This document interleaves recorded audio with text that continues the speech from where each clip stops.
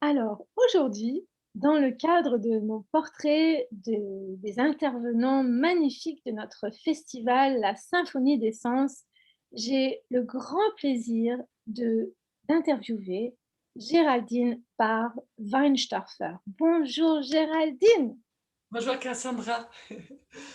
comment tu vas aujourd'hui? Ça va, ça va. Première interview, j'étais un peu tendue, mais ça va. Et tu nous rejoins d'où, Géraldine? D'Alsace. Oh là là, De la waouh! France. Super, ouais, c'est vraiment merveilleux de t'avoir avec nous aujourd'hui et ce beau tableau, j'espère que tu vas nous parler un peu de tout ça, justement pendant notre interview.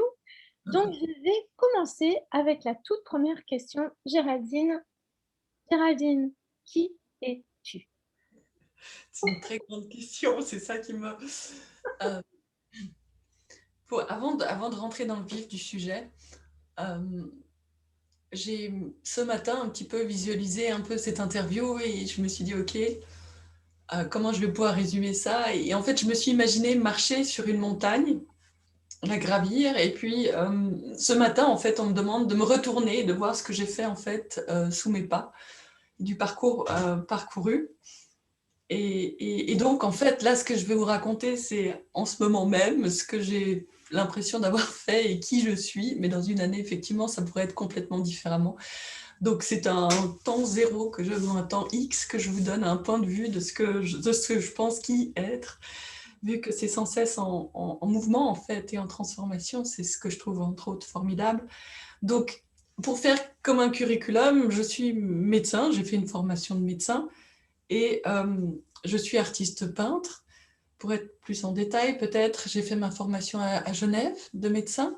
Médecine interne, c'est une spécialité relativement générale, mais en même temps, je ne fais pas les enfants et les personnes enceintes, et les gynécos, les cas gynécologiques et tout, je ne m'en occupe pas. En fait, vous pouvez vous imaginer, euh, plus c'est complexe, plus il y a de diagnostics, plus il y a de médicaments, plus c'est mon domaine en fait, donc un domaine relativement intellectuel et réfléchi. Puis j'ai commencé à apprendre la peinture à l'huile. Là, j'avais environ 25-26 ans. Et je me suis rendu compte qu'avec mes mains, j'arrivais à avoir un tout autre discours et arriver à faire passer des messages et arriver à parler et à entendre avec la main et que j'arrivais à exprimer des choses qui étaient bien plus, qui étaient d'un tout autre ordre qu'intellectuel. Et, et donc, je me suis beaucoup intéressée par l'aspect créatif et l'expression de soi par la main, ce qui m'a poussée à faire une formation d'art-thérapie. Je suis également art-thérapeute, j'ai fait une école à Lausanne, en Suisse. Euh, et puis, par la suite, j'ai approfondi mes peintures, j'ai remis en question un petit peu tout ça et je suis devenue artiste peintre euh, à titre plus professionnel qu'en hobby à partir de 2019. Et c'est là que j'ai créé l'image écrite. Euh, Peut-être ce que je fais en peinture. Oui. C'est là que tu voulais parler du bouquin, du tableau. Donc, donc, ces 2 dernières années, je peins essentiellement des arbres. Mmh. J'aime beaucoup la lumière, l'espace euh, et les arbres. Les arbres me parlent, essentiellement le baobab. Et je travaille sur une photo d'un baobab vu d'en dessous. C'est comme le spectateur s'il était au pied de l'arbre et qui regardait vers le haut les branches qui s'étendent et une partie du tronc. Et souvent, j'y mets des personnages. Mmh. Soit l'arbre est un personnage, comme là, je ne sais pas si on voit, il y a un visage là, et en fait, l'arbre, c'est quelqu'un. Là, c'est un homme, plus précisément, avec son feuillage. Euh, mais autrement, je mets des personnages qui marchent dans l'arbre, ou bien des papillons, ou bien des animaux, ou d'autres choses comme ça. Et alors, est-ce que tu peux nous expliquer ces magnifiques boules là qui sont là sur Ah. cet arbre? C'est quoi? En fait, il s'appelle Un soir d'été, et je l'ai pas en été. Et justement, j'ai essayé de reproduire cette ambiance comme ça qu'on a en fin de journée après les fortes chaleurs. Et, et quand on peut allumer en fait, c'est un fil avec des boules lumineuses. Ouais. On est sous un arbre, à l'ombre de l'arbre le soir, et puis il y a des petites lumières qui s'allument. C'est absolument fantastique. Et moi, j'ai juste envie de te poser une question parce que tu as dit quelque chose qui me parle beaucoup à moi en tant que ben, praticienne de médecine énergétique, comme on appelle ça. Tu dis que tu entends avec tes mains. Qu'est-ce que tu veux Mhm. dire par là? Est-ce que tu peux nous expliquer un peu ce ressenti? Euh, c'est vrai que j'ai appris avec les années, surtout là récemment, que j'avais... On dit toujours que les réponses sont à l'intérieur, que la voix est intérieure et tout, mais c'est vrai que de plus en plus, en fait, ouais, je me suis rendu compte que ma main savait quoi faire et était indépendante en fait de mon intellect, je pense, et puis enfin de moi, ouais. Et que je sais, par exemple, dans un tableau tout bête, que là, il faut cette couleur-là, que là, il faut cette forme-là. C'est une évidence, c'est sûr. Euh, Chaque tableau a une sorte de langage propre. Et quand j'ai trouvé la langue du tableau et le langage, quand je me suis branchée sur la bonne fréquence, je sais pas comment on dit, tac, et ben je sais en fait de ce dont il a besoin et ce que je dois mettre et ce que je dois faire. Oh, Et qu'en wow. fait, ma main droite est relativement indépendante. C'est juste qu'il faut que j'accepte qu'elle guide. C'est un peu toujours, voilà, quoi, j'ai toujours l'impression de faire un pas dans le vide et puis parce que je sais pas exactement ce que ça va donner, ouais, à chaque fois. Vu que c'est pas complètement moi, enfin, c'est pas, ouais, il y a une partie inconsciente qui fait, enfin, je sais pas comment on dit. C'est presque de la canalisation en fait. Oui, oui, oui, oui, presque, oui. Oui, oui, avec d'autres termes.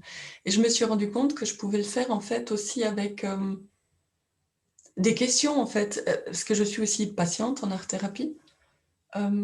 Et puis, je suis auprès d'une art-thérapeute en Alsace. C'est une Madame Weil qui a fait tout un processus, un procédé art thérapeutique. Et elle commence toujours les séances par une spirale qu'on fait avec la main, en fait. Et ensuite, on met la main à l'intérieur de la spirale et on écoute. Et en fait, ça fait 1 mois et demi que je me suis aperçue que, en fait, je pouvais très bien entendre. Ouais. Et que Voilà. j'avais pas besoin de pinceau aussi. Ça, c'est la chose récente, c'est que je mettais la main au milieu de la spirale et que j'entendais en fait. Et si je pose des questions, en fait, je visualise. Après, on part plutôt dans l'hypnose, ou je sais pas, enfin, c'est des rêves éveillés et je visualise des choses et des réponses à mes questions. Ouais. Oh Et là donc, là. Donc en euh, fait, c'est ça, comme tu dis, tout est là à l'intérieur de nous, on a ouais, toutes les ouais, réponses, il suffit de savoir comment c'est ça. Ouais. l'activer.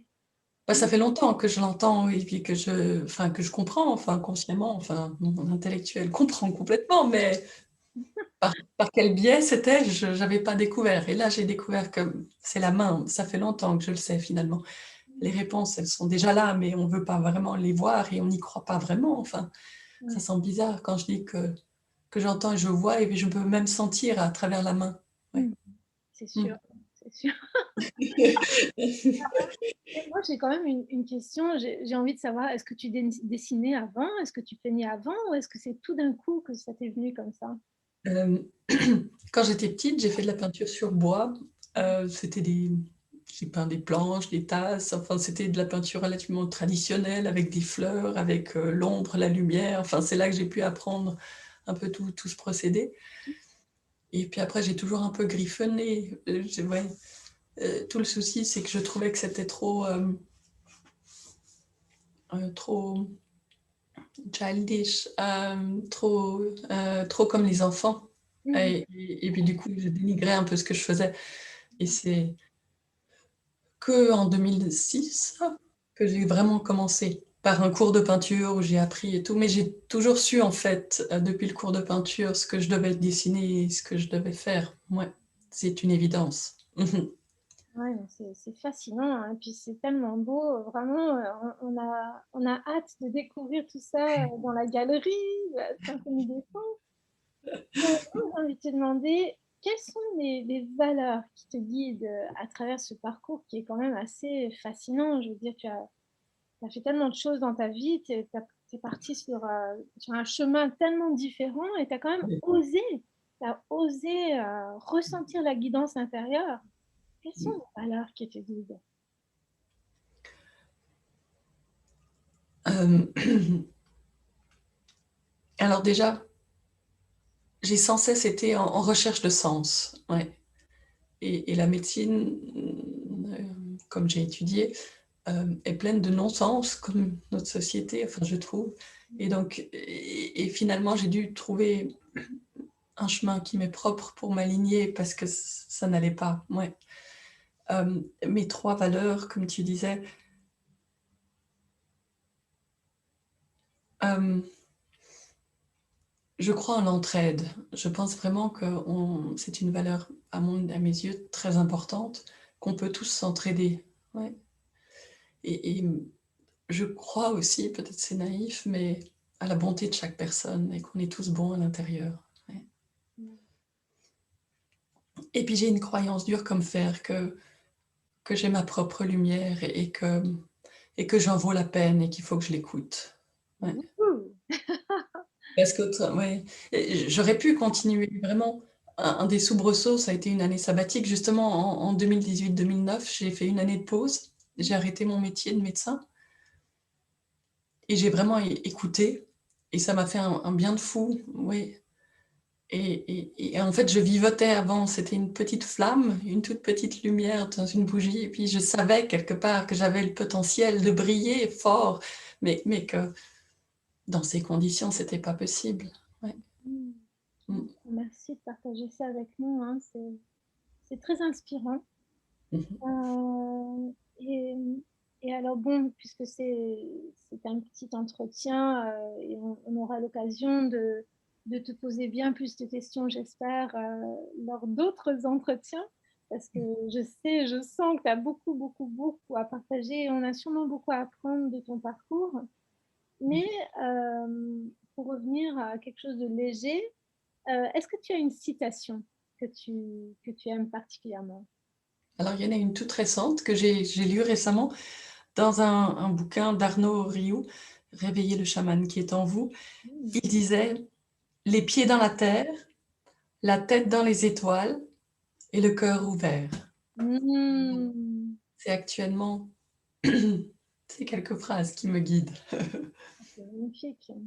J'ai été très longtemps dans les étoiles et dans le ciel et maintenant je travaille mon côté terre. Bah Parce oui, être ça dans les, rappelle. ouais, Excuse-moi, ouais.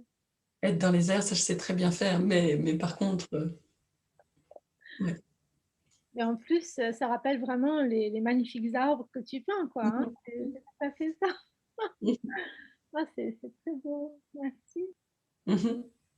Et alors, y a-t-il un livre ou des livres qui Mmh. t'inspirent, Mmh mh. quotidiennement ou qui t'ont vraiment Mmh mh.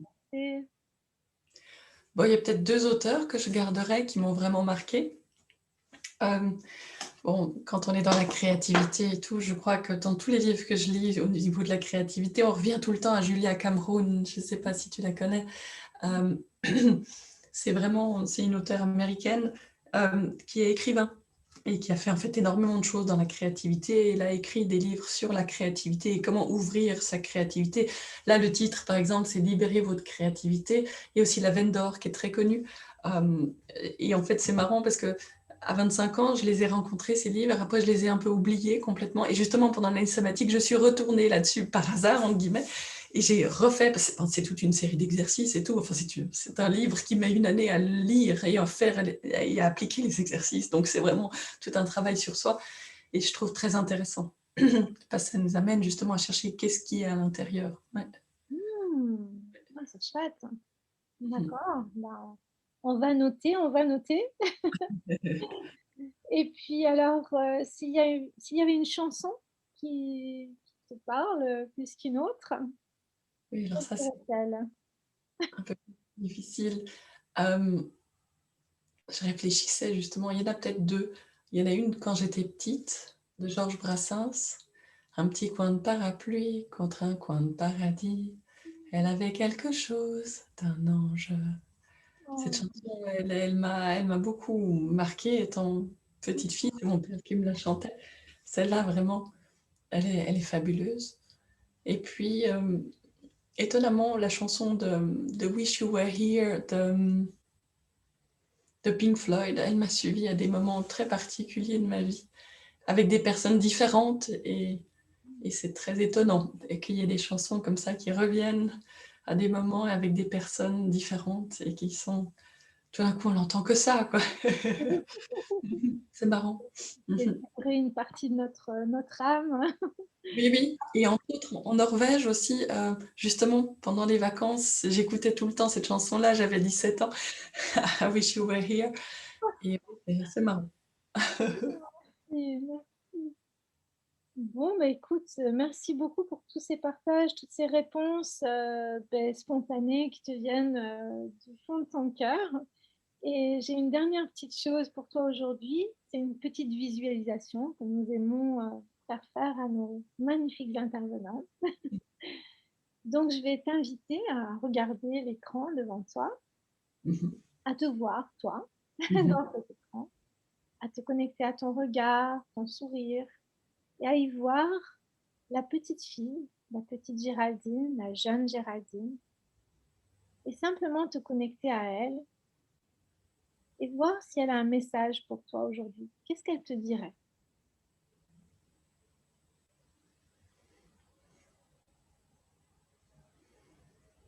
Ah, déjà, elle est en, en admiration. Enfin, oui. Et elle me dit de continuer sur ce chemin-là, bien sûr. Hmm. Mm. Mais c'est vrai que j'ai été plus loin que tout ce que j'avais pensé petite. Mm.